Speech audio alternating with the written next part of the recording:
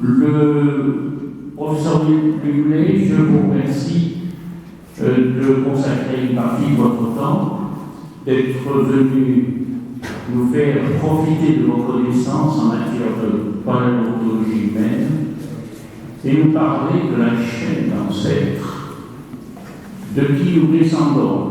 Alors, je ne savais pas que vous alliez apporter nos arrière-grands-parents, mais voilà, c'est très intéressant. Je pense que le public pourra passer devant pour les regarder de plus près, savoir s'ils trouvent un air de famille. Voilà. Professeur, vos travaux sont reconnus sur le plan international, ce qui vous a valu multiples distinctions et décorations. Soyez donc le bienvenu ici au Temple d'Uzès, et je vous laisse la parole. Voilà, bonjour mesdames, bonjour messieurs. Alors d'abord, je tiens beaucoup à remercier monsieur Daniel Roux de m'avoir invité à vous faire cette conférence pour parler ici de l'origine de l'homme, de son évolution morphologique et culturelle, de l'histoire de son comportement et de son mode de vie au sein de ces paléo-environnements, des paléoclimats, de la biodiversité qui ont évolué au rythme des millénaires, et essayer de comprendre d'où vient l'homme, quelle est sa signification. Alors vous savez qu'autrefois, pour connaître l'homme et d'où il venait, on s'appuyait sur les textes sacrés. Mais les recherches ont montré que les textes sacrés n'étaient pas vraiment des livres d'histoire naturelle. Ce sont des ouvrages symboliques, qui veut dire que l'homme a une origine divine, si vous voulez, mais le but de ces textes sacrés est complètement différent des actions des chercheurs. Et les chercheurs ont mis en évidence, par des découvertes qui ont été faites sur le terrain, dans de nombreux sites préhistoriques à travers le monde, des fossiles. Et on peut s'apercevoir, comme je l'ai mis sur cette table, que plus un hominidé est ancien, plus il paraît archaïque. Et si vous regardez sur cette table, je vous présente ici le crâne. Donc je vous expliquerai pourquoi c'est un hominidé. Il date de 7 millions d'années. Je peux vous le présenter. Ouais, 7 millions d'années. Bon, si vous regardez vos voisins ou voisines, ils sont différents. Vous voyez, il n'y avait pas de fond, un crâne très bas, plat, une face droite à l'avant. Mais on dit que c'est un hominidé. Il date de 7 millions d'années. On verra pourquoi tout à l'heure. Puis, nous avons une forme ici qui date de 3 millions d'années. Vous voyez, le crâne commence à se relever et le front est moins fuyant. Enfin, il a un front, il est très fuyant, mais que le premier n'avait pas de front, 3 millions d'années. Et puis, à partir de 2 millions d'années, on a des hominidés qui ont un crâne un peu plus volumineux, plus globuleux. Ouais. Et lui, il est associé, pour la première fois, il est associé à des outils taillés. Mais, il ne faut pas le dire, comme vos ancêtres étaient comme ça, mais il mangeait de la viande. Alors eux, ils mangeaient surtout des végétaux. Ils étaient essentiellement végétariens. Lui, il commence à manger de la viande, mais il ne s'est pas chassé. Il était charognard. Et puis, à partir de 1600 000 ans, on a des crânes encore plus gros, le front est encore moins fuyant, et il devient mangeur de viande, mais chasseur. Et puis, vers 500 000 ans, le crâne est encore plus gros, le front encore moins fuyant, et celui-là, c'est à peu près pareil, 450 000 ans. Celui-là a été trouvé en Indonésie, 500 000 ans. Celui-là a été trouvé, je suis pas loin de chez moi, à Totavel, un club de Yantal, c'est un de mes enfants d'ailleurs. Il a 450 000 ans. Enfin, il est mort il y a 450 000 ans, à peu près. Mais on donnera plus de détails tout à l'heure. Et c'est lui qui, bientôt, vers 400 000 ans, domestique pour la première fois le feu. C'est à partir de 400 000 ans qu'on a mangé de la viande cuite. Et puis, à partir de 100 000 ans, dans des crânes encore plus gros, avec un front beaucoup moins fuyant, vous voyez, beaucoup plus rond. C'est l'homme de Néandertal. Il apparaît vers 100 000 ans. Il a été le premier à enterrer ses morts. Et puis, à partir de 35 000 ans, il y a des crânes comme le vôtre, comme un monsieur. Regardez.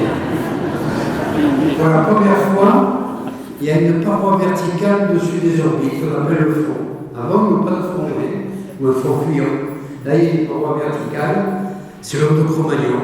Il apparaît vers 30 000 ans. Alors, si vous voyez cette série de crânes, en fonction de l'âge, et vous avez aperçu qu'au cours du temps, le crâne est devenu de plus en plus court, de plus en plus large, de plus en plus haut, de plus en plus rond. On est passé au cours du temps de la forme d'un ballon de rugby à la forme d'un ballon de football. Bon, je n'ai pas voulu dire par là que le footballeur était plus évolué que le rugbyman. Hein, mais ce qui est un fait, c'est que le crâne est devenu de plus en plus rond. Et vous avez tous ce crâne assez rond, vous voyez, hein, une boule. Peut-être que si vous reveniez dans cette salle dans 200 ou 300 000 ans, vous verriez encore des individus avec des crânes encore plus ronds. Enfin, vous ne le verrez pas, ça. Alors, on peut dire que l'évolution, ce n'est pas une théorie. C'est un fait d'observation. On ne peut pas mettre en doute l'évolution. Il y a des gens qui sont traditionnels, qui sont rigoristes, qui veulent rester très proches des livres sacrés.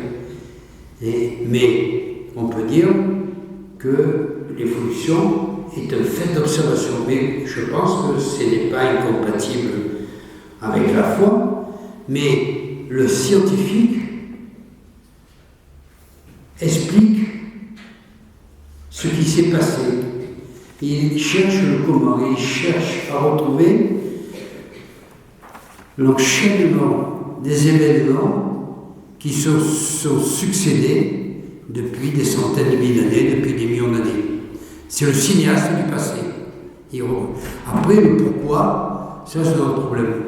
Alors bien sûr, il peut y avoir des théories, des mécanismes de l'évolution.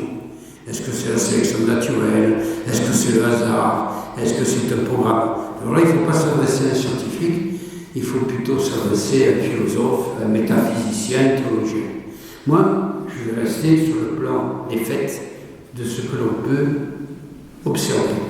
Alors, je vous redis, l'évolution, ce n'est pas une théorie, c'est un fait d'observation pour des gens de bonne foi, pour des scientifiques qui ont travaillé avec des méthodes interdisciplinaires. Parce que la recherche préhistorique, elle est conduite avec des méthodes qui font appel aux sciences physiques, pour les datations. Vous vous poserez des questions après si vous voulez savoir si ça va bien. Aux sciences chimiques, on fait des analyses des matières organiques, etc., pour savoir comment elles vivaient, comment était organisé l'orbital. Puis aux sciences de la Terre, la géologie, la stratigraphie, les sciences de la vie, l'évolution, on essaie d'étudier l'ADN, même des hommes fossiles. On peut l'étudier actuellement sur les formules plus récentes. On n'arrive pas encore à extraire de l'ADN des fossiles très anciens. Il y a aussi les sciences de l'homme, essayer de reconstruire le comportement, le mode de vie de ces premiers hommes. Alors, par quelques diapositives, je vais essayer de vous présenter ces grandes étapes. Les grandes étapes de l'évolution du homme, et nous allons suivre l'émergence progressive de la conscience, le développement de la cognition et l'évolution de la conscience. Car tous ces hommes ont inventé des choses. Je l'ai vu, lui, il est le premier marché de nous. Il ne fabrique pas d'outils encore, mais il est le premier marché de nous. C'est ça qu'on appelle, on dit que c'est un hominidé. Lui aussi marche debout, il fabrique. Lui, il est le premier à fabriquer des outils Et c'est lui sans doute qui acquiert le premier langage articulé, on verra tout à l'heure pourquoi.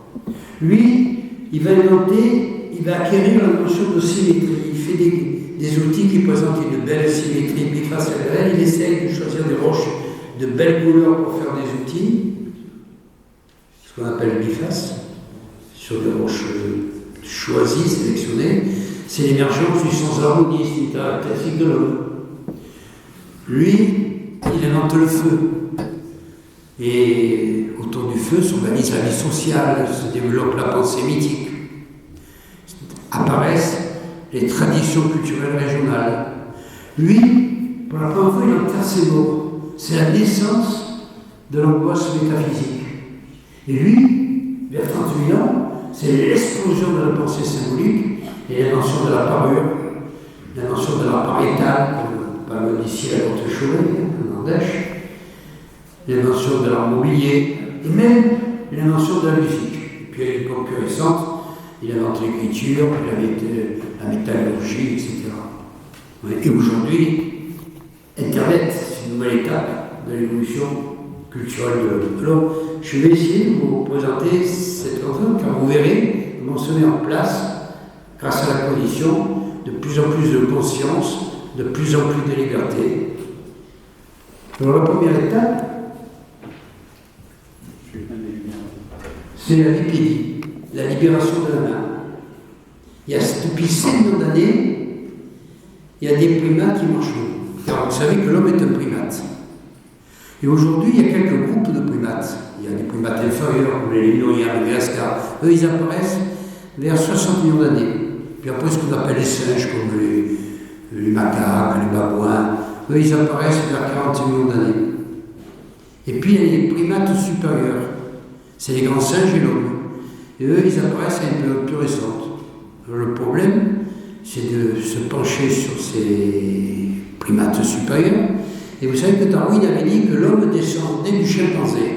En fait, bon, la paléontologie n'existait pas à l'époque, il avait eu beaucoup de ressemblances, mais l'homme ne descend pas du chimpanzé. On peut dire que les chimpanzés comme l'homme ont un ancêtre commun qui remonte très loin dans le temps.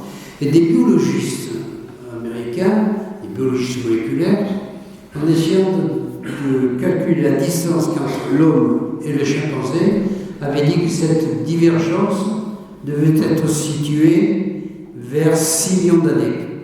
Et récemment, les chercheurs français, d'ailleurs, a trouvé que dans le Tchad, dans le nord du Tchad, ce crâne, ce fossile. Alors, ce fossile que je vous présente ici, vous voyez au diapositive, il n'a pas du tout de front, vous voyez, il a un crâne très bas, un boyau de sorbite et un maxillaire qui se projette en avant du crâne. Alors, on a calculé ça, il a été reconstitué, là c'est tel qu'il a été découvert, tel que je le présente, il a été reconstitué, et sa cavité crânienne est de 350 cm3. Vous voyez, à proximité, vous avez 1400 cm3. Hein, une capacité beaucoup inférieure à celle des hommes actuels. Alors on peut se demander, une crâne comme ça, pas de crâne pas de front, une face qui se projette en avant, une capacité comparable, capacité crânienne encéphalique comparable à celle d'un chimpanzé. On peut demander ce que c'est, est-ce que c'est un homme ou est-ce que c'est un singe? Alors à votre avis, c'est quoi? Bien sûr, on regarde de près, on voit que le trou occipital, c'est-à-dire le trou, les anthropologues appellent ça, ou les morphologies, appellent ça le foramen lingual, qui fait communiquer le cerveau avec la colonne vertébrale, est situé sous le crâne. Alors que chez les grands singes, le trou occipital est situé en arrière. Chez tous les mammifères, les chats, les chiens, les chevaux, le trou occipital est en arrière, il est situé en avant de la colonne vertébrale. Alors que chez l'homme, il est dessous, parce que le crâne est posé en équilibre au sommet de la colonne vertébrale. S'il a le trou occipital sous le crâne, c'est qu'il marchait debout. Oui. Il y a 7 millions d'années, il y a des primates qui avaient acquis la station énergétique du père. Alors, c'est très important parce que, si vous voulez, il y a deux groupes. Il y a les grands singes, il y en a beaucoup de groupes. Il y a les orang-outans, qui sont les plus archaïques, qui vivent dans le sud-est asiatique, et dans les forêts tropicales africaine, il y a le gorille, le chimpanzé et le bonobo. Tout cela a acquis un mode de locomotion original aussi. La plupart des mammifères, comme les singes, les porciniens, etc., sont quadrupèdes, ils marchent avec leurs pattes. Mais les grands singes, non, ils ne sont pas quadrupèdes, ils sont brachateurs. Ils se déplacent avec les membres antérieurs. La brachiation.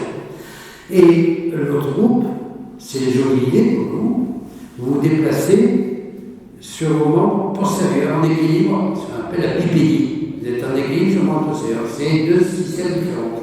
Et le problème de l'île, c'est à quel moment ces deux phylums se sont séparés. Et aujourd'hui, grâce à cette découverte, on sait que depuis 7 millions d'années, il y a déjà le phylum des hominidés, c'est des primates qui marchent debout, c'est individualisé. Et on voit des biologistes avaient prévu que c'était vers 6 millions d'années, une date de 7 millions d'années, on dira que le fossile est venu au rendez-vous du calcul des biologistes. Après, il y en a d'autres, on en trouve, par exemple, en Éthiopie, on a trouvé dans des dépôts qui datent de 4 millions d'années un petit bonhomme qui avait 80 cm de haut et qui marchait debout. Et puis il y a ceux-là ils apparaissent à 4 millions d'années, ils vont durer vers 1 million d'années, c'est ce qu'on appelle les australopithèques. Vous avez entendu parler des australopithèques, il a un crâne encore plus haut, un front moins fuyant, il a un front, alors que le précédent n'avait pas de front, mais un front fuyant quand même, il existe, une face moins en avant. Ce sont les australopithèques. Ils ont vécu, je vous dire, de 4 millions d'années, et on peut dire 1,5 million d'années. On va les étudier anatomiquement. On peut dire qu'il y a un cerveau plus grand, 450 cm3. On a gagné 100 cm3 entre 7 millions d'années et 4 millions d'années. Et si on fait le moulage de l'intérieur du crâne, on constate qu'il n'y a pas les aires du langage. Il n'y a pas l'aire de Broca, qui est sur la circonvolution temporale gauche, il n'y a pas l'aire de Valérie, qui est sur la circonvolution temporale gauche. Il n'avait pas la possibilité de parler. D'autre part, il ne fabrique pas d'outils. Si on étudie leurs dents, celui-là n'a pas de dents, mais il n'a qu'un des dents, qui ont trouvé leurs dents, on peut mettre en étudiant l'usure des dents, qui étaient essentiellement végétariens, pour être carnivore, occasionnellement, comme le sont les grands singes, ils étaient essentiellement végétariens, qui consommaient des racines, des fruits, et beaucoup de graminées, ce qui explique l'extrême usure de leurs dents. Mais ils ne fabriquaient pas d'outils aussi. On n'a pas trouvé, associé à ces formes archaïques, qu'on appelle les australopithèques, des outils.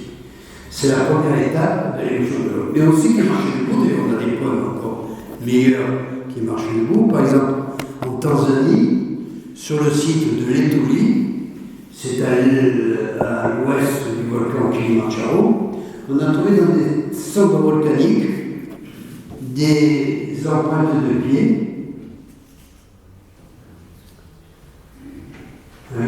Alors ici, vous avez une empreinte de pied, l'empreinte de vos orteils, l'empreinte des autres de pied, le terre, le talon. Et ici, vous avez une piste avec 74 empreintes de pied. Je ne sais pas si vous voyez bien, mais il y a 3 individus qui marchent. À gauche, il y a un enfant. Et à droite, il y a 2 individus qui marchent. L'un derrière l'autre.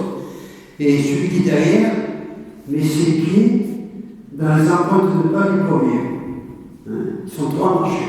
Je se demandais s'il n'y en a pas un qui tenait un petit enfant qui est à côté. Oui. Mais alors, regardez bien. Ils mettent le pied gauche à droite du pied droit, et le pied droit à gauche du pied gauche, et le pied droit à gauche du pied droit, etc.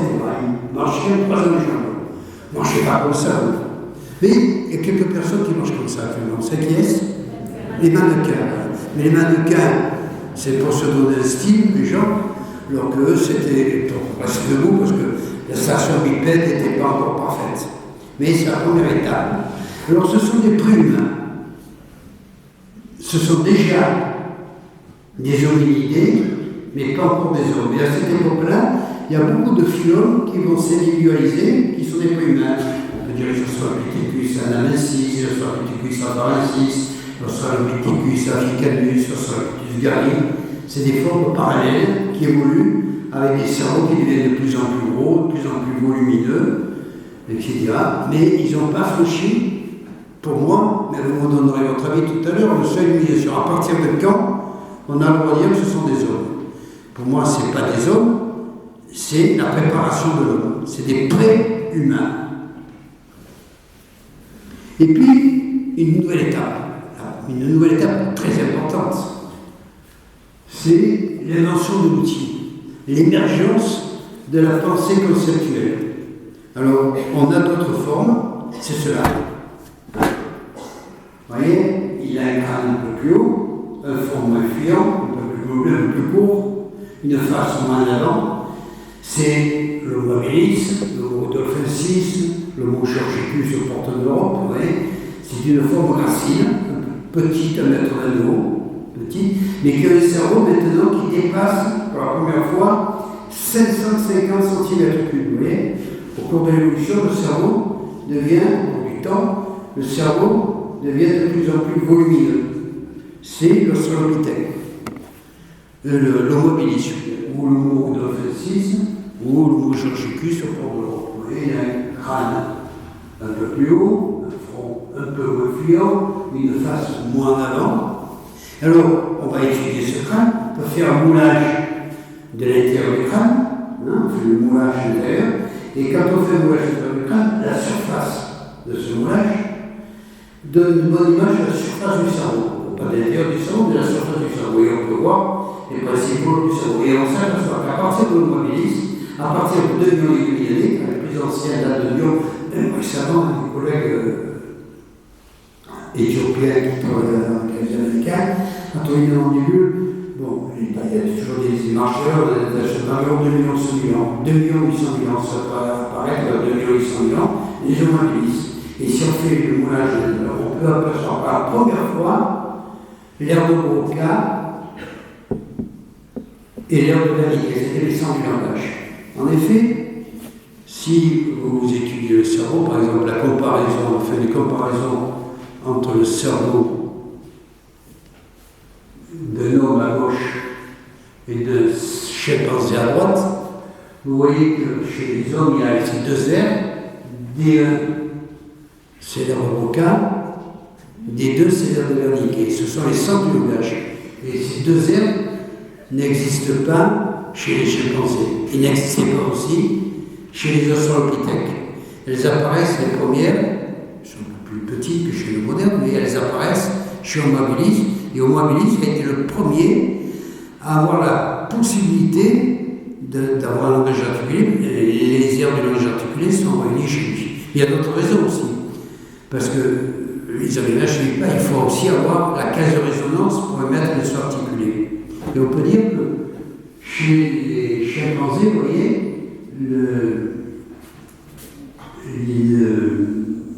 les centres du langage, la force qui permet le son articulé est très haute, vous voyez, alors que chez les hommes, elle est descendue, vous voyez, il s'est mis en place la descente du pharynx et du larynx chez les hommes a permis de mettre en place la caisse de résonance pour émettre le son articulé. Pourquoi? Parce que cette évolution du crâne a permis, au cours de l'évolution, un enroulement du crâne autour d'un axe qui passe par les oreilles. L'occipital s'enroule sur le crâne, la face abdominale, le crâne s'enroule autour de cet axe, et donc le pharynx et le larynx ont été obligés de descendre, et c'est bien passé. Donc, les aires de langage, la mise en place de la caisse de résonance et autre chose aussi, chez les australopithèques, le palais est très peu profond. Alors que chez les homo habilis, le palais devient beaucoup plus fort sur les plus dorsales, il est beaucoup plus tendu. C'est-à-dire que la cavité buccale est plus volumineuse, et là on a plus de possibilités de se mouvoir pour émettre les articules. On peut donc dire que chez l'homo habilis, toutes les conditions nécessaires pour l'existence d'un langage articulé sont réunies pour la première fois. Alors, certes, nous avons fait des fouilles en Éthiopie dans des sites de 2 millions d'années, 2 millions et demi d'années, on n'a pas trouvé de paroles fossiles. Mais s'ils avaient toutes les conditions anatomiques pour parler, pourquoi s'en serait-il privé? Et puis, ce qui est extraordinaire, c'est avec ces premiers hominidés fabricants qui ont un langage appelé, on voit apparaître les premiers outils manufacturés. L'outil témoigne de l'émergence de la pensée conceptuelle. Et pour moi, seuls les hommes fabriquent des outils. Alors, vous avez lu dans les journaux, dans le bouquin de révélation, que les chimpanzés peuvent faire des outils. Souvent, vous avez dû entendre ça, que les gorilles font des outils. Ils ne font pas des outils, ils utilisent des objets naturels. Par exemple, si M. Roux vous invite un jour au bord, je ne sais pas, du Rhône, à faire un pique-nique, qu'il emporte un sac de noix, et qu'il n'a pas apporté de casse-noix, vous allez faire. Vous allez prendre bien et casser la noix. Vous n'aurez pas la prétention de dire que vous allez fabriquer un outil. Vous allez utiliser un objet. L'outil témoigne de l'émergence de l'objet. On conçoit à l'avance, avant de le faire, un modèle que l'on va réaliser en fonction d'un projet qui n'est pas immédiat, qui est dans le temps. Et on va chercher de la matière première quelque part pour fabriquer cet outil qu'on a conçu à l'avance en fonction d'un projet. On cherche cette matière première, on la sélectionne, on cherche une roche de bonne qualité, par exemple la Fidjienne, j'ai fait des fouilles dans le sud d'Éthiopie, maintenant en évidence que sur une population historique de 2 millions et demi d'années, ils sont allés chercher dans une rivière uniquement du quartz, alors que dans la rivière il y a 30% de schiste, 30% de granite, 30% de quartz, et il pourrait dire 90% de galets de quartz. Dans une rivière, il y a surtout des galets ovales, et bien ils ramenaient dans leur habitat des galets qui ont une forme cubique, vous voyez, avec un tube bien plat, parce qu'on peut taper pour faire des enlèvements. Il y a 3 enlèvements parallèles avec la même mobilité qui aménage le tranchant. Et vous voyez que chaque tranchant est légèrement usé quand il a servi. Ce sont les outils. L'outil s'inscrit dans une chaîne opératoire en fonction d'un projet. Et cet outil que je vous présente ici, qui date de 2 500 000 ans, il était trouvé dans le nord-est de l'Éthiopie, dans la côte de l'Afrique, à Gona Gélis. Il date de 2 millions de milliers. C'est l'un des plus anciens outils, ou peut-être le plus ancien outil actuellement connu de l'histoire de l'humanité. Et en inventant l'outil, il y a 2 500 000 ans, un peu plus, l'homme a introduit dans l'histoire de l'univers, dans l'histoire de la vie, une nouvelle dimension qui est la dimension culturelle. D'ailleurs, il y a un cinéaste qui a voulu montrer cette raccourci de l'histoire de... Car s'il n'y avait pas eu un premier outil, il n'y aurait pas eu un deuxième outil, il n'y aurait pas un troisième outil, et aujourd'hui, il n'y aurait pas d'accélérateur de particules, de fusée planétaire, de superordinateur. Et je ne sais pas si vous avez vu ce film, qui s'appelle 2001, l'Odyssée de l'espace. Au début du film, on voit 2 groupes d'hominidés qui se disputent un point d'eau, et puis il y en a un qui a inventé l'outil, chasse l'autre dans son point d'eau. Hein? C'est l'homo habilis qui a fait fuir les Australopithèques. Et puis ce premier outil, il le jette en l'air, et dans la trajectoire de ce premier outil, on voit une fusée planétaire qui se dirige vers Jupiter. C'était le raccourci de l'histoire de la technologie, car dans ce premier outil est compris déjà toutes les autres inventions de l'histoire de l'humanité. Donc, il y a 2 500 000 ans, 2 800 000 ans, avec l'acquisition du langage articulé, avec l'invention de l'outil, a débuté l'aventure culturelle de l'homme. C'était la première étape, c'est la deuxième étape de l'histoire des hominidés, et la première étape de l'aventure culturelle de l'homme. Puis maintenant, alors ces hommes, ces hominidés, vivaient dans un paysage de découverte, c'était en Afrique de l'Est, à partir de 2 millions d'années, le climat s'assèche. Il y a une steppe qui se développe à glaciale, il y a une steppe, il y a beaucoup plus d'herbivores, des antilopes en quantité. S'il y a beaucoup d'antilopes, il y a de plus en plus de carnivores, ils ont de quoi manger. Et un tigre avant de sabre, avec sa corde canine très avancée, ou la panthère géante, abat les antilopes, puis elle mange les entrailles, là il y a beaucoup de viande, puis elle reste la carcasse. D'ailleurs, avec ses langues dedans, il ne peut pas racler la viande qui est entre les vertèbres, entre les côtes. Hein. Et alors, il y a deux prédateurs qui sont en compétition pour avoir accès à la carcasse. C'est ce petit l'homme, un être d'eau, l'homo habilis, qui est un anti-outil, et la hyène géante, Paquita revolution. Ils sont en compétition pour avoir accès aux carcasses abandonnées par les grands carnivores. Ils sont aussi très bien, parce qu'on peut trouver dans une terre qui correspond à un vieux marécage, complètement asséché, enfoui sous les ciments, on trouve le squelette d'un hippopotame, ou le squelette d'un éléphant, ou le squelette d'un antilope, et autour du squelette, quelques éclats de taille, quelques éclats ou des chopeurs, qui ont servi des chopeurs, qui ont servi à désarticuler la carcasse, les éclats qui sont partis du chopeur, qui ont servi à racler de la viande sur l'os, et à côté, qu'est-ce qu'on trouve? Des coprolites de hyène. Et on a bien la preuve que l'homme était en compétition avec la hyène géante pour avoir accès à la carcasse. Et puis ces hommes étaient donc des charmants, ils ne savaient pas chasser. Mais alors, quand on n'est pas chasseur, et quand on récupère ce qu'a abandonné le carnivore, on n'a pas droit aux entrailles. Ils ne mangeaient pas de foie, pas de poumons, pas de viscères, etc. C'est pour ça qu'ils ont sans doute des ossements assez grêles quand même. Parce que vous savez que c'est dans les vitamines, les foies, etc., que les os peuvent devenir beaucoup plus solides. Et puis, ce qui se passe, c'est que vers 2 500 000 ans, l'homme a un peu petit, mais un peu plus tard, vers 1 600 000 ans, émerge au sein des Australopithèques, et 1 million d'années après les premiers fabricants d'outils, 1 600 000 ans à peu près, apparaît une autre forme d'hominidés. D'abord les Homo ergaster, vers 1 600 000 ans, qui sont des Homo erectus archaïques, puis l'Homo erectus classique, vers 1 million d'années, et puis cet Homo erectus évolué, qui a été trouvé à Totavel.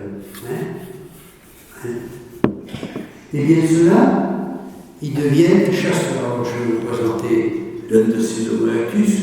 Je n'ai pas eu celui qui est le plus cher, bien sûr. C'est l'homme de Totavel. Ça va être l'émergence du sens de l'harmonie. Ces hommes, vous voyez, ont un crâne. Vous voyez, ils se rapprochent de voisin de Rosine. Vous ne trouvez pas? Il a un crâne un peu plus haut. Il a un front beaucoup moins fuyant, un puissant brûlé au-dessus des orbites de face. Celui-là, il date de 400 000 ans, mais vous voyez, ça paraît vers 600 000 ans, le premier, un peu plus archaïque, plus évolué. D'ailleurs, c'est un de mes enfants.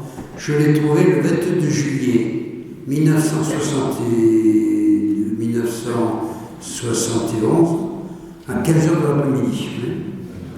Mais c'est le seul de mes enfants, j'ai 4 enfants qui sont encore vivants, qui marchent sur leur pied. Et celui-là, c'est mon 5e enfant. Et c'est le seul dont je connais la date de naissance. Ouais. Et il avait une capacité crânienne, celui-là, de 1100 cm3. Vous voyez, on a fait des formes, il n'est pas à votre niveau quand même. Parce que vous avez 1400. Enfin, les hommes un peu plus que les femmes, mais parce que pareil. 1100 cm3.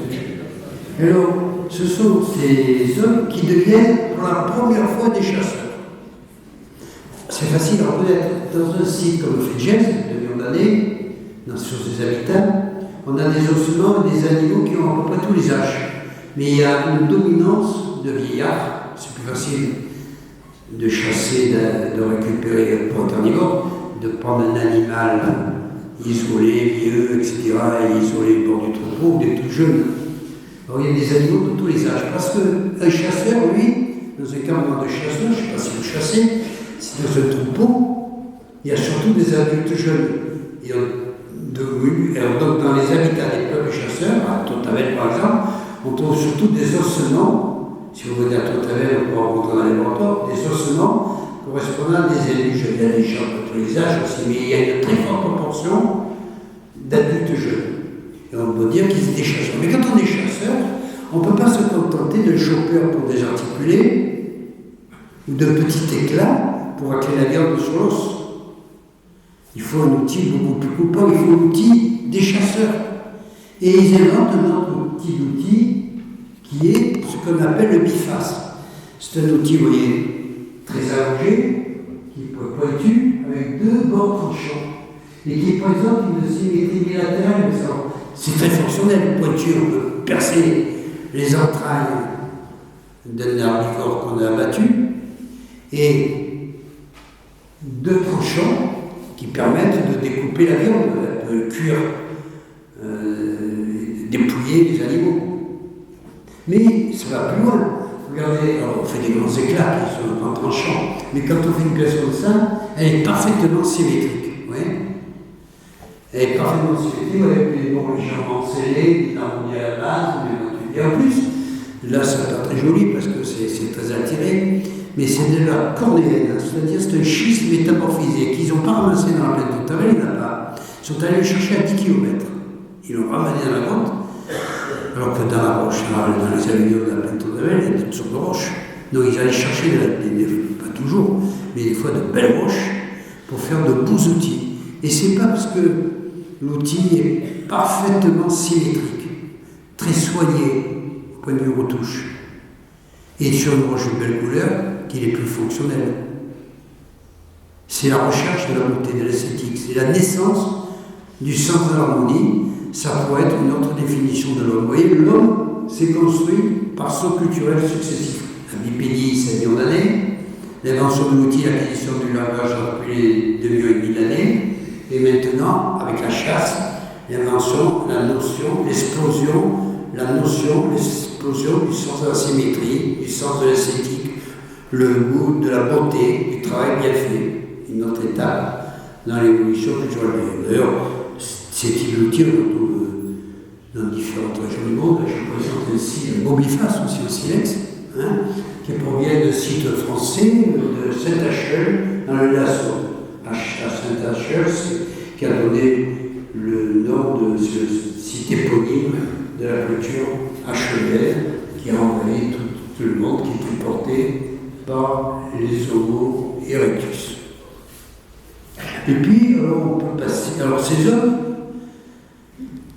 qui étaient devenus des chasseurs, d'abord, ils sont beaucoup plus costauds, mais la différence de taille entre ces crânes et ces crânes, il y a eu un saut morphologique. Bien, c'est pourquoi. C'est parce que quand on est chasseur, on a abattu un animal, on ouvre le ventre et on a accès aux entrailles.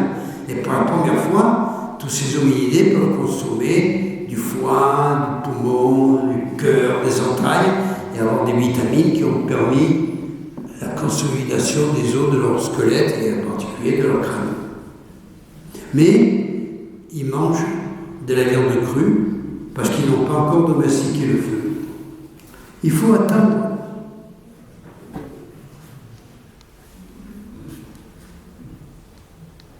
« 400 000 ans, mais c'est très récent 400 000 ans, pour que l'homme domestique le feu.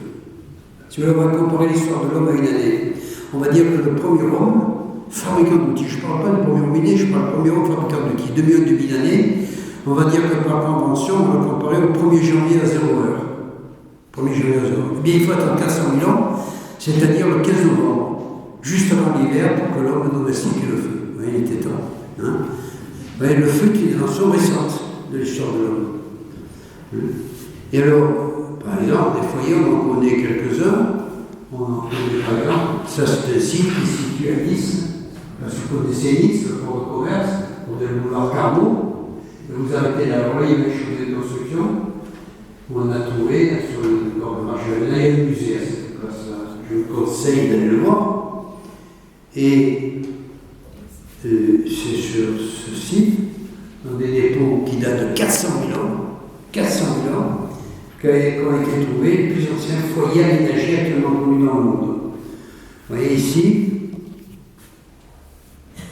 il y a des dépôts de dunes, c'est du sabulaire, avec une fosse de 30 cm de diamètre qui était remplie de sang et de charbon de bois et qui était protégée par des petits murs de pierre et de galets. Ouais. Et ces foyers d'ailleurs étaient alimentés avec des herbes marines qui venaient d'une vasière côtière, parce qu'on trouve dans la cendre des fragments de coquilles marines ou des fragments de coquilles terrestres, surtout des fragments de coquilles marines, des lamellibranches, des moules, etc., ou des sclérites, des grilles de loturie, etc., qui montrent que ça vient d'une vasière côtière. C'était un foyer qui était entretenu avec des herbes marines. Alors depuis, on a trouvé d'autres foyers à Chocotienne en Chine, qui a été fouillé par la cartière de Chardin. Oui, il y a des foyers. Il y a Verteselos en Hongrie, à 60 km à l'ouest de Budapest. Il y a le site de Ménez-Régan dans le Finistère, le site de Béchespy dans le Suffolk. Et à Condorgato-Tavel, dans les couches dont là j'ai compris, entre 700 000 et 400 000 ans, pas de charbon de bois, pas d'os brûlés, pas de pierres éclatées par le feu. Alors que dans les couches plus récentes de 400 000 ans, on a des quantités d'os brûlés, des charbons de bois, des cendres. L'homme a domestiqué le feu il y a 400 000 ans, à la limite nord des zones tempérées chaudes de la planète. Et le feu a été un formidable moteur de médiation parce qu'il a permis de s'éclairer et de permettre de pénétrer au fond des cavernes.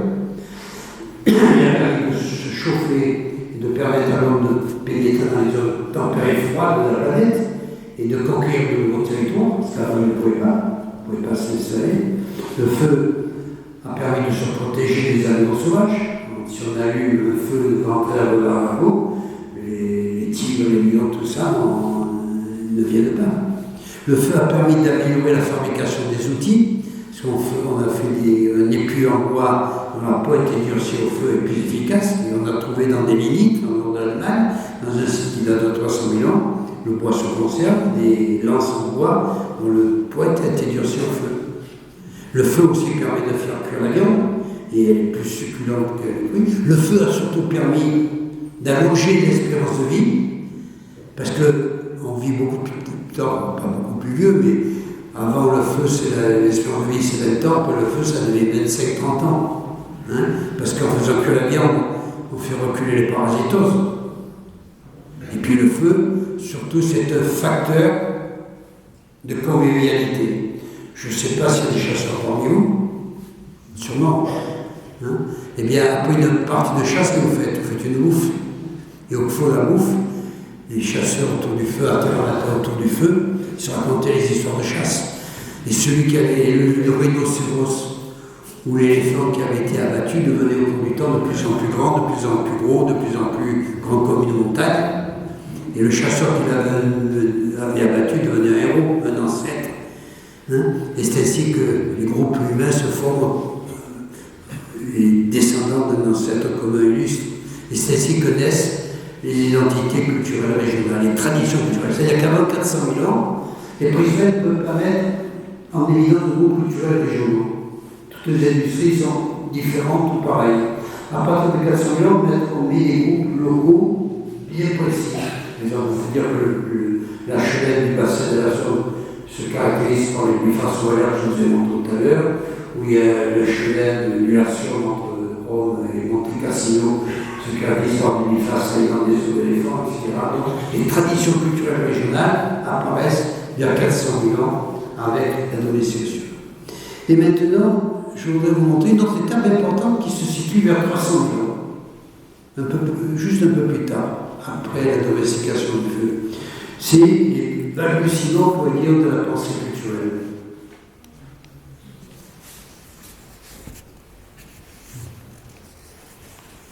Et c'est l'émergence, on peut dire, de la pensée symbolique, du balbutiement. Et je vais vous amener en Espagne cette fois, dans un site qui est situé à 15 km au nord-est de Burgos, dans la province de Castille. Bon, là, c'est une grande grotte qui s'appelle la grotte Castillon. Bon, je présente une jeune fille, une dame maintenant, qui s'appelle Anna, qui est spéléologue et qui a trouvé cette grotte. Et à côté, le professeur Dal Carbonel, qui est professeur d'Angostéon, qui est un de mes anciens élèves. Alors, on va aller dans cette grotte où vous avez 400 mètres à l'entrée. Vous mettez à plat ventre, vous passez 2 châtiments. Et vous arrivez à un amen qui a 15 mètres de profondeur, dont les parois sont en surplomb, qu'on ne peut pas escalader. Hein? Or, nos collègues espagnols ont pu mettre une échelle, ils peuvent faire descendre avec des échelles de spélo pour que la grotte soit bien protégée, puis les touristes n'aient pas accès facilement au fond de ce puits. Et au fond, ils ont trouvé un amas extraordinaire d'ossements humains. 3500 restes d'Homo erectus. 3500. Mais en fait, ce n'est pas tellement beaucoup d'individus, ce n'est que 28 individus qui ont été précipités entiers au fond de ce tabel. Ils n'ont pas pu les déposer, ils les ont jetés dans l'eau. Ils les ont jetés à l'état de cadavre. Parce que les ossements n'ont pas de, ils ont des fractures au poids des terres, ils ne présentent pas de fractures fraîches effectuées sur l'os. Car les fractures fraîches sont lisses, un peu spiroïdes, et lisses. Et on s'est aperçu, mais c'est bien, on met en évidence que quand on est jeté, quand on tombe d'une falaise à l'état cadavérique, les os ne se cassent pas. Parce que, à l'intérieur du corps, il y a beaucoup de gaz et les os sont protégés. Et on peut dire que c'est des cadavres qui ont été jetés au fond de ce tabel il y a 300 000 ans. Et alors, associé à ces ossements, il n'y a pas de faune, pas d'ossements d'animaux. Ainsi, il y a toujours une quantité d'ossements, des chevaux, des bretelles, des cerfs. Il n'y a pas d'outils taillés, il n'y a pas d'outils taillés avec des clans, sauf un magnifique épiphase extraordinaire, qui est taillé en quartzite rouge, qui est un peu violacé, un peu jaune, vous voyez, un peu rouge, qui est touché une roche qui vient d'à peu près 40 km, qui est assez loin, qui a été bien soignée, bien symétrique, et qui n'a jamais servi.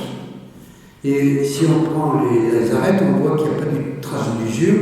Il y a même des petites retouches qui ont dû se détacher sur ma à peine, qui n'étaient pas partis au moment du choc, mais qui sont prêts à partir. C'est manifestement le front funéraire. C'est le premier, c'est déjà le plus rite, le plus ancien témoignage d'un rite funéraire dans l'histoire de l'humanité. C'est une phase importante dans l'évolution humaine. Puis, je voudrais passer à une autre étape, parce que c'est suivre l'évolution de la cognition, et nous arrivons à une époque plus récente où l'homme aménage son habitat. Et dans la grotte du Lazaréanisme, on a pu mettre en évidence des organisations de l'habitat beaucoup plus évoluées. Par exemple, on peut mettre en évidence la grotte du Lazaréanisme, tout près du port de commerce de Nice,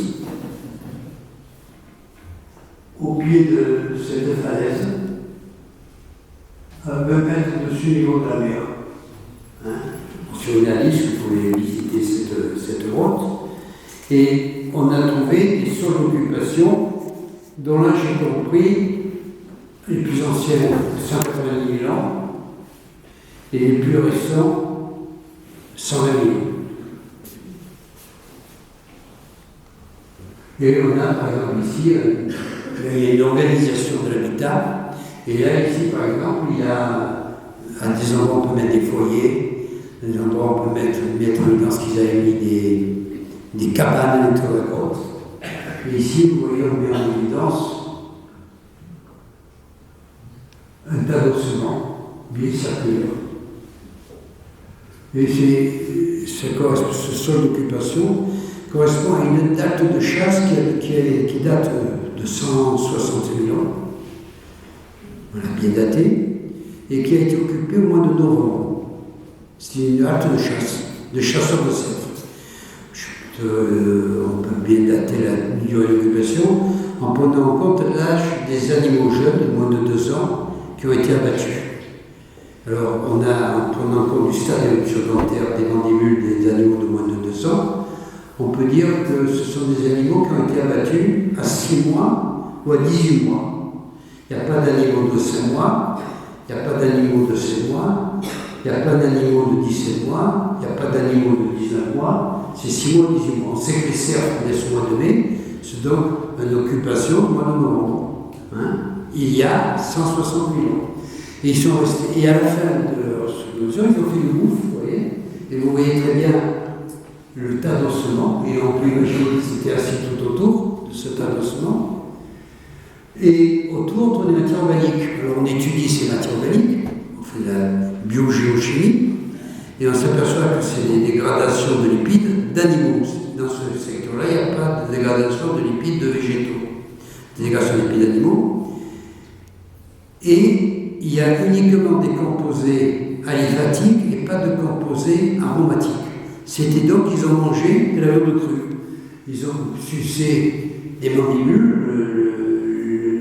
ils ont cassé les mandibules et sucé le tissu conjonctif qui est autour des racines, ou cassé des crânes, cassé des os pour faire la voile. Par contre, dans d'autres endroits, il y a des fourrières, des matières organiques, parce qu'on a des dégradations des animaux, et on trouve des composés aromatiques, c'est-à-dire c'est la graisse brûlée. Il y a toute une organisation de l'habitat. L'habitat se développe à partir de 100 000. Et puis, on passait à une autre étape, vers 100 000. 100 000. C'est lui. Hein, il a un crâne beaucoup plus haut. Il a un crâne énorme qui est comparable au nôtre en capacité. Qu'il a une capacité qui dépasse 1400, 1500 cm3. C'est l'homme de Néandertal. On a parlé de l'homme de Néandertal. Mais il a quand même certains caractères encore archaïques. Oui. Lui, il a encore, on peut fuir ou moins fuir que les précédents quand même. Hein. Il a encore sa mandibule est plus prognate. Et il a une mandibule qui a pas un vrai menton, mais qui est plus moins fuyante. Vous voyez, la symphyse de la mandibule est moins fuyante. C'est l'homme de Néandertal. Bien, l'homme de Néandertal a été le premier à enterrer ses morts. Aussi, c'est plus dur de l'homme de Néandertal. C'est la date de 50 000 ans. Elle a été trouvée en Corrèze, au sud de Lille, sur la commune de la Chapelle-aux-Seine, un mot qu'on appelle la grotte de la Beaufière-Bonneval. L'homme avait creusé le fosse, rectangulaire, il a déposé le cadavre sur le dos, il a remis les genoux sur la poitrine, hein, ici vous voyez l'obstule là. Peut-être qu'il était attaché, hein. Et on avait déposé dans la fosse des offrandes pour le voyage dans l'au-delà. Ici, il y a le thorax oreille, et là, il y a le pied de bison. On peut dire que l'homme de Néandertal a été le premier à faire des sépultures, à enterrer ses morts, à mettre des rites funéraires plus complexes. D'ailleurs, on connaît d'autres aussi, dans la route de Gaza en Palestine, au sud de Nazareth, il y a un enfant de 9 ans qui tient dans ses mains un bois de cerf. Et vous savez que dans le bois de cerf, il y a des bois qui est encore attaché, accroché au crâne. Vous savez que ça, dans beaucoup de religions, chez les Scythes, est un symbole de résurrection. Chez les chrétiens aussi, d'ailleurs, vous savez que Saint-Hubert en Italie a vu le Christ entre les bois du cerf, ou Saint-Hubert, Saint-Eustache en Italie, ou Saint-Hubert en France. Ça a été un enseignement si le cerf, symbole de résurrection, n'est pas un symbole qui remonte à l'homme de Néandertal. Dans une autre grotte, dans le Kurdistan irakien, à Shamida, on a trouvé une fosse dans laquelle il y avait un enfant aussi de 9 ans qui était recouvert de gros tubulus de pierre. On a étudié le pollen. Les sédiments dans lesquels a été creusée la fosse contiennent beaucoup de pollen, de graminées, de sel. Et il y a quelques pollen de pain. Dans la fosse, on a 90%, 95% de pollen, de composés, de petites fleurs des champs. Ils avaient rempli la fosse de fleurs. Vous voyez, avec l'homme de Néandertal, on entend ces mots. Et ça veut dire que l'homme s'interroge pour la première fois, s'interroge sur sa signification, sur sa place dans l'histoire de l'univers et de la vie. L'homme refuse la mort. Il veut poursuivre sa route dans l'au-delà. Il enterre ses défunts, pas toujours, mais souvent, et dépose dans la fosse des offrandes pour le voyage dans l'au-delà. Et puis maintenant, nous allons passer à une autre étape, une nouvelle étape de l'évolution. C'est l'explosion de la pensée symbolique chez l'homme moderne. C'est l'homme de Cro-Magnon, vous voyez, c'est lui. Vous voyez, qui, comme je le disais tout à l'heure, comme M. Danielon, mais comme vous, mesdames, comme vous, monsieur, comme il n'est pas roi vertical, vous regardez vos voisins, vous verrez bien qu'ils ont un crâne qui ressemble à celui-là. Hein, c'est évident. Hein. Et ils ont une capacité crânienne qui est évidemment comparable à la nôtre, d'environ 1400 cm3 en moyenne. Hein. Et il a un crâne de rond, il est joli quand même. Hein. Alors, c'est pas des hommes modernes. Ouais. Ça, c'est une dame qui est morte vers 22 000 ans. Elle était en Dordogne, dans la grotte la Bripato, aux églises de Taillac en Dordogne. Alors, si vous allez aux églises, vous pouvez voir le musée, vous pouvez présenter d'ailleurs. Bon, il y a son crâne qui est présenté à Tamoulage de son crâne, parce que les crânes d'hommes fossiles sont conservés dans des coffres forts. Mais il y a même une statue en bronze qui la représente. Vous voyez, elle a le front vertical. Elle a une face qui est très en retrait, et pour la première fois, vous voyez apparaître l'éminence mentonnière, parce que la partie supérieure de la mandibule a retréci, et les dents sont devenues plus petites. Vous voyez, elle est devenue plus crassine. C'est une caractéristique de l'homme moderne. Et on va dire que, comme vous tous, messieurs et dames, vous avez un beau front. Mais ce n'est pas le fond qui compte. Ce n'est pas le fond de M. Roux qui est c'est qui est derrière son front.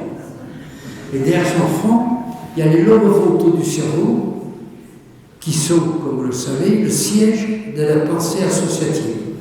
Et avec l'homme moderne, l'homme de Cro-Magnon, s'est développée la pensée associative, d'où l'explosion de la pensée symbolique. Et pour la première fois,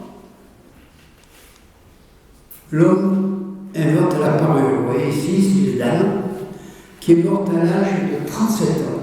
Vous voyez, on dit bien de plus en plus, c'est 37 ans, c'était pas mal. Arrivé à l'âge de 37 ans, c'était déjà. Elle devait être respectée, cette dame. Et on l'a enterrée, elle est morte il y avait 4000 ans. Et on l'a enterrée dans une grotte qui est située à la frontière franco-italienne, les grottes de Milani, la grotte du Camion. Et alors on l'avait revêtue, alors c'est la première fois, on l'a revêtue d'une coiffe funéraire.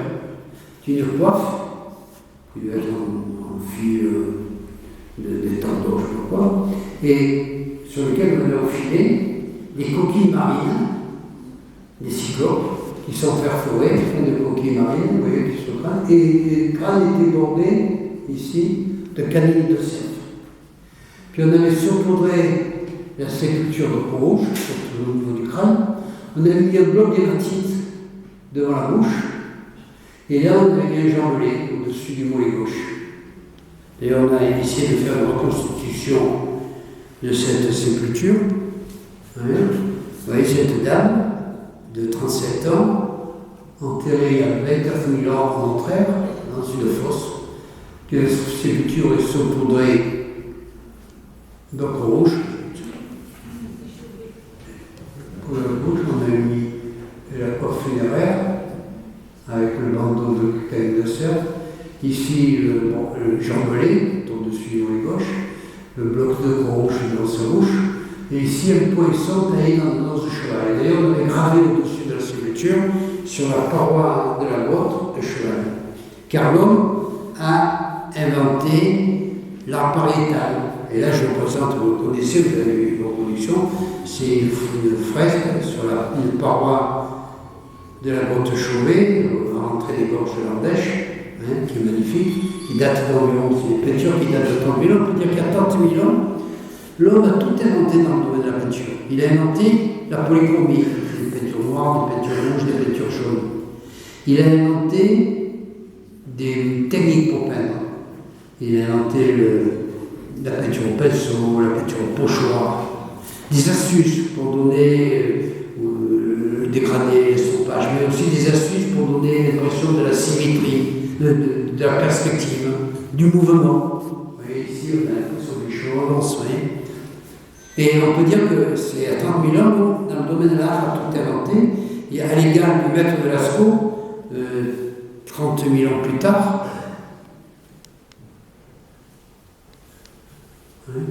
15 000 ans plus tard, pardon, ou à l'égal de Léonard de Vinci ou de Michel-Ange. Hein? On peut dire que Lascaux, c'est une peinture de Lascaux, qui date de 15 000 ans, à mi-chemin entre la grotte Chauvet. Et là, oui, c'est une magnifique peinture qui est dans le grotte de Lascaux, dans le puits de Lascaux. Représente, vous voyez, un bison qui retourne la tête, qui est éventré par une grande sagaie et une percée ventrale. Et face à lui, un personnage culbuté qui a une tête d'oiseau, coupée, une tête d'oiseau, qui est tityphalique, c'est-à-dire en direction. Hein, et à côté de lui, un oiseau sur un bateau accroché, les autres sont accrochés. Et cette scène est représentée plusieurs fois en Dordogne, en particulier dans la grotte de Villars.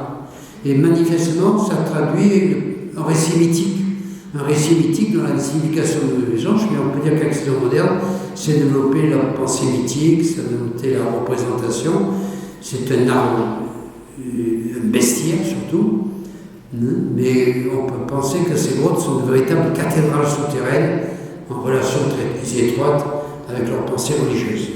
Ils inventent aussi l'art mobilier. Vous voyez, ça c'est une figurine féminine qui a été trouvée dans une des grottes de Grimaldi, dans la bande. Vous voyez, elle a de gros seins, de gros ventre, de grosses cuisses. La tête et les pieds ne sont pas très soignés, mais on trouve de telles figurines féminines dans toute l'Europe, depuis la Sibérie jusqu'à la Méditerranée, depuis l'Atlantique jusqu'à l'Oural, aux cultures babétiennes. Vous voyez, cette dame, elle a été trouvée en Italie, cette figurine féminine a été trouvée en Italie, près du lac de Savignano. Vous voyez, elle avait de gros seins, de gros ventre, de grosses fesses, de grosses cuisses. Par contre, les pieds et la tête, ça n'a pas trop d'importance. Ce sont des symboles de fécondité. Et puis, il y a une découverte formidable de la nouvelle. Ah oui, ça c'est une figurine un peu plus soignée. Et elle a mis de coiffe, oui, de coiffe avec sans doute des plaques en os ou en ivoire. Puis une autre découverte importante de l'homme moderne, c'est ça. Il choisissait des œufs d'oiseaux, soit de vautours, soit de gypaètes et barbus, de radius, qui sont très creux. Il faisait des trous pour faire des flûtes. Et j'ai un collègue allemand, Nicolas Connard, qui a trouvé dans une grotte du sud d'Allemagne, en Suède, une flûte. Il a pris un os de vautour, un radius de vautour de la même taille, il a mis des trous au même endroit, et il a joué une partition. Vous voyez, l'homme moderne, il y a 30 000 ans, chez qui a explosé la pensée symbolique, et a inventé la parure, quelque chose de hautement symbolique, l'art pariétal, l'art mobilier et la musique. Et puis alors maintenant, nous passons à une autre étape qui est encore plus récente, un peu plus récente. Elle se situe entre 10 000 ans et 8 000 ans au contraire. C'est la première fois les hommes, pour subvenir à leurs besoins, deviennent pasteurs et agriculteurs. Ils inventent l'élevage et l'agriculture.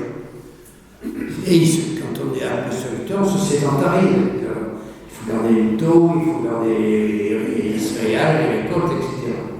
Donc, ils construisent une pierre qui peut être ici, c'est un village de Conquête, qui est situé dans le patrimoine de Saint-Martin-de-Laurent. Vous voyez, des zones de pierre dans lesquelles ils habitent, ils se sédentarisent. Et ça se passe dans plusieurs régions du monde. Ça se passe en Anatolie ou en Palestine. Les hommes élèvent des moutons, des chèvres, ils cultivent du blé et des légumineuses, du blé, de l'orge, de la lentille, des pois chiches, etc. Ça se passe aussi, à la même époque, vers le 8e millénaire, dans l'Afrique subsaharienne, au nord du lac, au lac autour du lac Tchad, qui était beaucoup plus grand que l'actuel, et cultivent le mil. Ça se passe aussi en Chine du Sud ou en Thaïlande, où ils élèvent du mouton, du cochon, et ils cultivent du riz. Ça se passe en Chine du Nord, où vers le 8e millénaire, ils cultivent du millet. Ça se passe en Amérique centrale, où ils cultivent de la pastèque, du piment et surtout du maïs. C'est-à-dire qu'entre le 10e et le 8e millénaire, des hommes dans différentes régions du monde qui n'ont aucun moyen de se rencontrer, aucun moyen de communiquer entre eux, aucun moyen de s'imiter, pour subvenir à leurs besoins, inventent l'élevage et l'agriculture sociétariste. Alors apparaissent les métiers. Il y a une hiérarchie sociale qui s'organise. Il y a le cultivateur qui va produire le blé, l'orge, etc. Il y a le berger qui élève les moutons, les chèvres. Mais il faut aussi que les pâturages soient arrosés, que les champs cultivés soient arrosés, donc il faut des ingénieurs pour creuser des canaux. Et puis, il faut écraser le grain, donc il y a des meuniers. Et puis, il faut conserver les laitages, ou conserver les céréales. On invente la poterie. Pour la première fois, les hommes fabriquent des pots, des malades d'argile, il faut cuire pour conserver les céréales. Ils inventent la poterie. Et puis, on a beaucoup de laine, beaucoup de moutons. Donc, on invente le filage et le tissage. Alors, il n'y aura plus qu'avec des habits en peau de bête, mais avec des habits en laine tissés.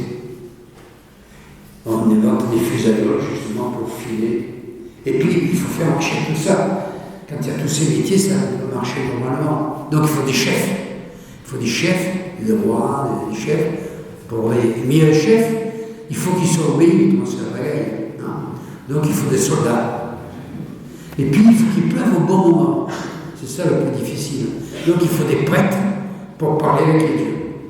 C'est ainsi que s'organise une hiérarchie sociale très complexe entre le 10e et le 8e millénaire. Et c'est ces hommes qui, bientôt, vers le 4e millénaire au Proche-Orient, vers le 3e millénaire chez nous, inventent la métallurgie. Ils vont d'abord faire la métallurgie du cuivre, et puis, un peu plus tard, l'énergie du bronze. Mais c'est pas évident, ça. Voilà, on va essayer de faire du feu. Alors, on va demander à M. Roux de vous amener du stock de bois dans la cour, dans le stock de bois. Il va vous porter un godet en pierre et du cuivre natif qu'on va mettre dans le godet et on va vous dire de faire fondre le cuivre. Et même on va tricher, on va vous donner un briquet pour allumer le feu. Bien, vous n'y arriverez pas. Parce que si vous prenez le dictionnaire Robert ou le dictionnaire Larousse, le cuivre fond à 1280 degrés. Et en fait, un feu naturel ne monte pas au-delà de 600 degrés. Mais ces hommes étaient très malins. Il y avait au moins un qui a été très malin. Je ne vais pas m'y dire, mais il y en a plusieurs qui l'ont inventé chez nous. Ils avaient inventé la poterie. Donc ils peuvent faire un tube en argile. Et le bout du tube, ils le mettent dans le foyer. Et à l'autre bout du tube, on met un souffleur pour le bouton, il va pomper pendant une demi-heure. Et au bout d'une demi-heure, le feu, la température monte, le feu dépasse 1250 degrés, à 1300 degrés, et le cuivre fond. Alors, il a coulé son cuivre fondu dans un moule, pour faire une hache. Il a fait une belle hache avec un beau tranchant, parce qu'il a préparé le moule pour faire une hache, pour imiter les haches en pierre. Mais ça ne sert à rien, une hache en cuivre. C'était des objets symboliques. Prenez une hache en cuivre, faites une hache en cuivre, je l'ai fait déjà, à part ce système.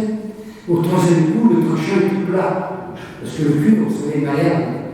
Donc ça servait, c'était symbolique. C'était des objets peut-être pour faire tomber la pluie, etc.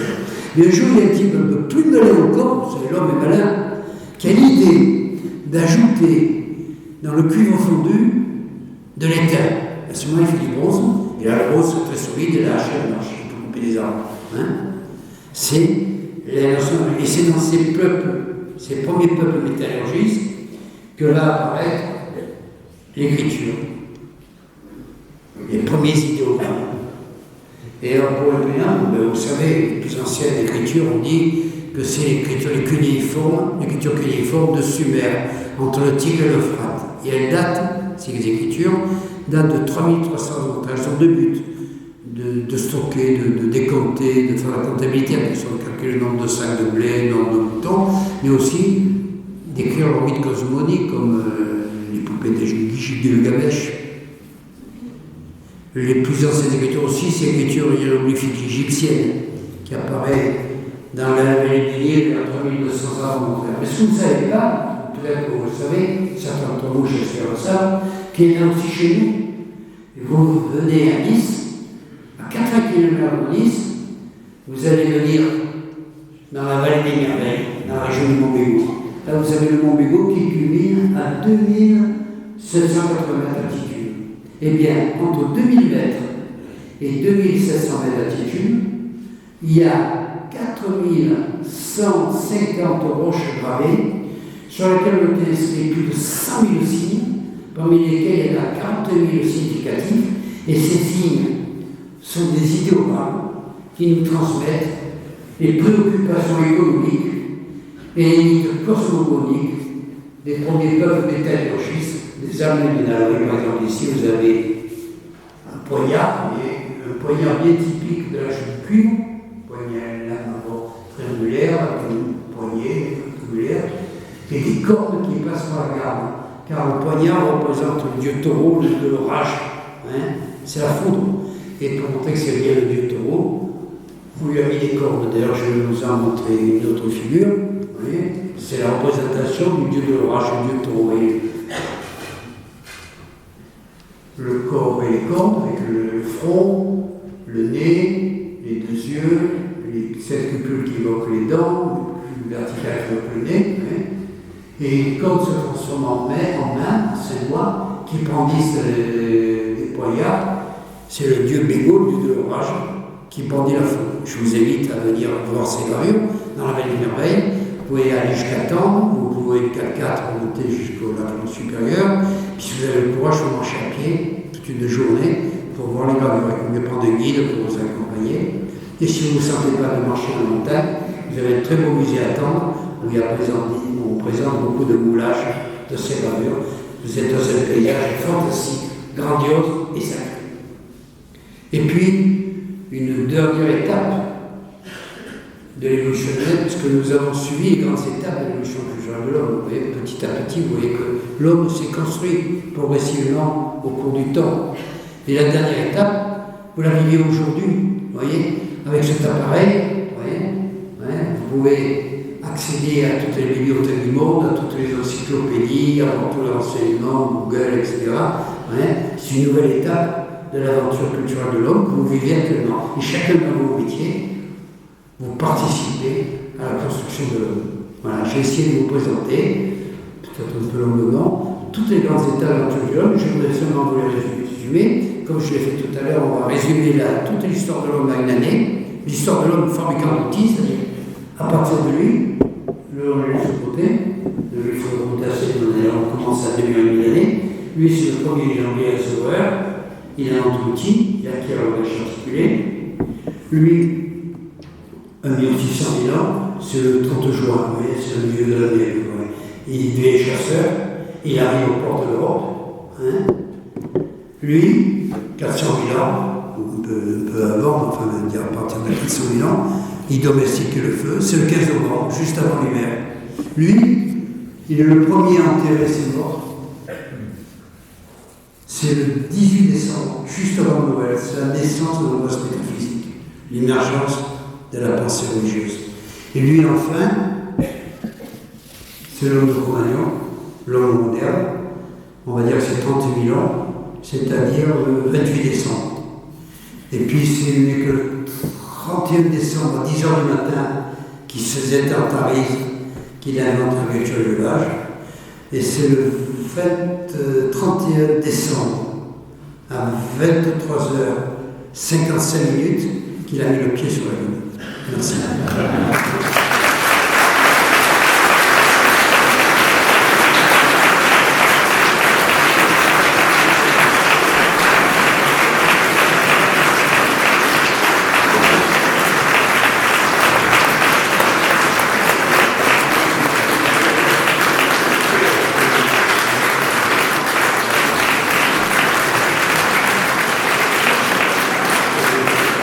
Thank you.